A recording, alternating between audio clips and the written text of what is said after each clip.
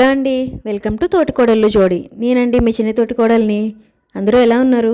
ఈరోజు మనం ఇంట్లోనే హెల్తీగా ప్రోటీన్ పౌడర్ ఎలా చేసుకోవాలో చూపించిపోతున్నాను. ఎలాంటి ప్రిజర్వేటివ్స్ లేకుండా న్యాచురల్ నట్స్ అండ్ సీడ్స్తో చేసే ఈ ప్రోటీన్ పౌడర్ని పిల్లల గ్రోత్కి కానీ పెద్దవాళ్ళకి కానీ చాలా బాగా ఉపయోగపడుతుందండి. అలాగే ప్రెగ్నెంట్ లేడీస్ కోసం ఈ ప్రోటీన్ పౌడర్ని ఇంకొంచెం హెల్తీగా చిన్న చిన్న మార్పులతో ఎలా చేసుకోవాలో చూపించిపోతున్నానండి. వీడియో చివరి వరకు స్కిప్ చేయకుండా చూసేయండి.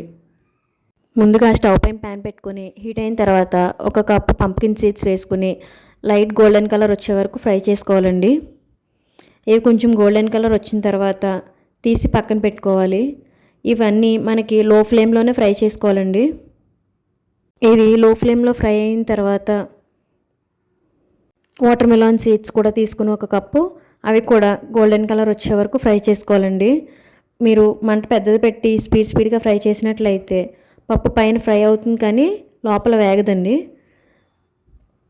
చూసారు కదా, ఇవి కూడా గోల్డెన్ కలర్ వచ్చినాయి. ఈ ప్రాసెస్ అంతా కూడా మనం లో ఫ్లేమ్లోనే చేసుకోవాలండి, లేదు అంటే పౌడర్ అనేది ముద్దగా అయిపోతుంది. ఇప్పుడు వీటిని ఒక ప్లేట్లోకి తీసుకుని 1 కప్పు సన్ఫ్లవర్ సీడ్స్ తీసుకుని వీటిని కూడా గోల్డెన్ కలర్ వచ్చే వరకు ఫ్రై చేసుకోవాలండి.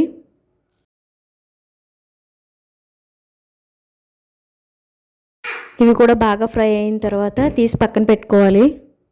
ఇప్పుడు ఇందులోని 1 కప్పు బాదం పప్పు కూడా తీసుకుని వీటిని కూడా లో ఫ్లేమ్లోనే కలర్ చేంజ్ అయ్యే వరకు ఫ్రై చేసుకోవాలండి. మనకి బాదం అనేది కొంచెం టైం పడుతుంది. చూసారు కదండి ఎంత చక్కగా ఫ్రై అయినాయో.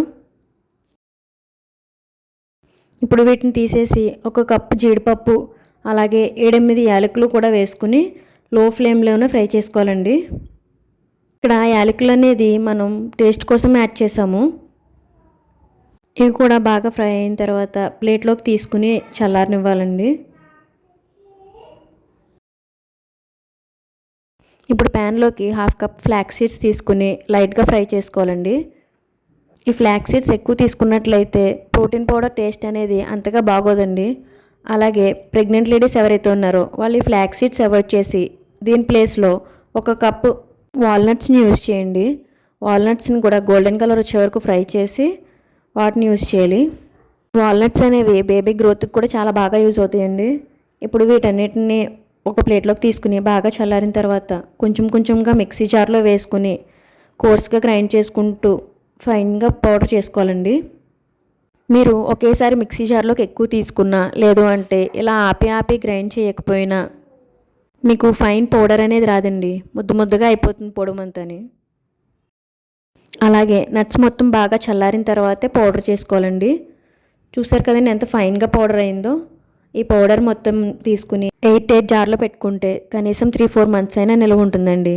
అలాగే రిఫ్రిజిరేట్ చేసుకుంటే 6 to 7 మంత్స్ వరకు నిల్వ ఉంటుంది. ఇలాంటి మరిన్ని రెసిపీస్ కోసం మా ఛానల్ని సబ్స్క్రైబ్ చేయండి. మీకు ఎలాంటి రెసిపీస్ కావాలో కామెంట్ చేయండి. ఈ వీడియో నచ్చితే లైక్ చేసి షేర్ చేయడం మర్చిపోకండి.